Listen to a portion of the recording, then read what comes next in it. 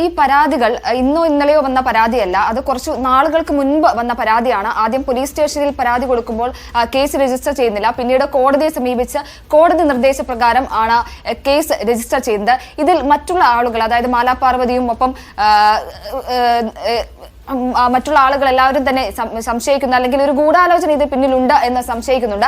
അത്തരത്തിലാണ് നിലവിൽ പല ആളുകൾ പ്രതികരിക്കുന്നത്. രവീന്ദ്രൻ ഇതിൽ പറയുന്നത് കൃത്യമായി ഗൂഢാലോചനയുണ്ട്, അല്ലെങ്കിൽ അമ്മയുടെ തെരഞ്ഞെടുപ്പുമായി ഇതിനെ ബന്ധിപ്പിക്കേണ്ടതില്ല, മറ്റു ഗൂഢാലോചനകൾ എന്തെങ്കിലും ഉണ്ടോ എന്ന് അന്വേഷിക്കേണ്ടതുണ്ട് എന്ന് രവീന്ദ്രൻ ഇതിൽ പറയുന്നുണ്ടെങ്കിൽ പോലും പല ആളുകളും, പല അഭിനേതാക്കളും ഇതിൽ അമ്മയുടെ തെരഞ്ഞെടുപ്പുമായി ഇതിന് ബന്ധമുണ്ടോ എന്ന് അന്വേഷിക്കണമെന്ന് കൂടി വ്യക്തമാക്കി രംഗത്ത് വരുന്നുണ്ട്. കാരണം ഇത് ഞാൻ സൂചിപ്പിച്ചതുപോലെ ഇത് കോടതി നിർദ്ദേശപ്രകാരം ഈ സമയത്ത് അമ്മയുടെ തെരഞ്ഞെടുപ്പ് അടുത്തു നിൽക്കുന്ന സമയത്ത് ഇത്തരത്തിലൊരു കേസ് എടുക്കണമെങ്കിൽ അതിന് ഇതുമായി ഏതെങ്കിലും തരത്തിലുള്ള ബന്ധമുണ്ടോ എന്നത് സംബന്ധിച്ച് അന്വേഷിക്കണമെന്നാണ് പലരും സാമൂഹ്യ മാധ്യമങ്ങളിലടക്കം പ്രതികരിച്ചിട്ടുണ്ടായിരുന്നത്. മാലാപാർവതി അടക്കം കഴിഞ്ഞ ദിവസം സാമൂഹ്യ മാധ്യമങ്ങളിൽ പ്രതികരിച്ചിരുന്നു.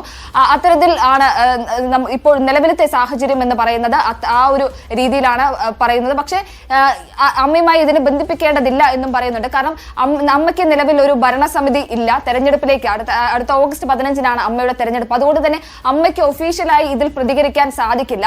പക്ഷേ ഈ നേതൃസ്ഥാനത്തേക്ക് വരുന്ന സ്ത്രീകളെ തേജോവധം ചെയ്യാൻ ഇത്തരത്തിൽ ഗൂഢനീക്കം നടക്കുന്നു എന്നത് സംബന്ധിച്ച്, അല്ലെങ്കിൽ അത്തരത്തിലുള്ള ആരോപണങ്ങൾ വലിയ രീതിയിൽ സാമൂഹ്യ മാധ്യമങ്ങളിൽ ഉന്നയിക്കപ്പെടുന്നുണ്ട്. കാരണം കഴിഞ്ഞ ദിവസം കുക്കു പരമേശ്വരനെതിരെ ഒക്കെ ഇത്തരത്തിലൊരു ആരോപണങ്ങൾ ഈ സംഘടനയ്ക്കുള്ളിൽ നിന്ന് തന്നെ മറ്റ് മത്സരാർത്ഥികൾക്ക് ഇടയിൽ നിന്ന് തന്നെ വരുന്ന ഒരു സാഹചര്യം അടക്കമുണ്ടായിരുന്നു. അത്തരത്തിൽ ശ്വേതാ മേനോനും കുക്കു പരമേശ്വരന് പുറകെ ശ്വേതാ മേനോനും ഇത്തരത്തിലൊരു കാര്യം വരുമ്പോൾ, ഇത്തരത്തിൽ ശ്വേതാ മേനോനും ആക്രമണം നേരിടേണ്ടി വരുമ്പോൾ അത് ഏതെങ്കിലും തരത്തിലുള്ള ഗൂഢാലോചനയാണോ എന്ന് സംശയിക്കേണ്ടതുണ്ട് എന്ന് ആളുകൾ സോഷ്യൽ മീഡിയയിൽ, മാലാപാർവതി അടക്കമുള്ള ആളുകൾ, നടി രഞ്ജിനി അടക്കമുള്ള ആളുകൾ സോഷ്യൽ മീഡിയയിൽ പറയുന്നുണ്ട്.